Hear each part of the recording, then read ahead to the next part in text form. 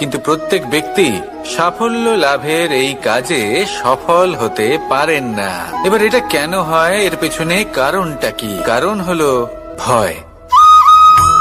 সফল ব্যক্তি হলেন তিনি যিনি নিজের সিদ্ধান্ত দ্বারা এই সমস্ত সংসারকে বদলে দিয়ে থাকেন, এবং অসফল ব্যক্তি হলেন তিনি যিনি এই সংসারকে দেখে এর বিষয়ে ভেবে নিজের সিদ্ধান্ত বদলে ফেলেন। প্রয়োজন হলো নিজের লক্ষ্যের বিষয়ে ভেবে দেখার, পথের বিষয়ে ভেবে দেখার।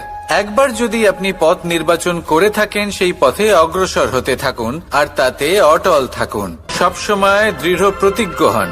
আপনি যদি কোনো পথে টিকে থাকেন আর নিরন্তর পরিশ্রম করতে থাকেন, তবেই আপনার জীবনে সাফল্য আসবে। যদি কথায় কথায় লোকে কি ভাববে, লোকে কি বলবে, একথা ভেবে নিজের সিদ্ধান্ত পাল্টান, তাহলে কখনো নিজের লক্ষ্যে পৌঁছতে পারবেন না।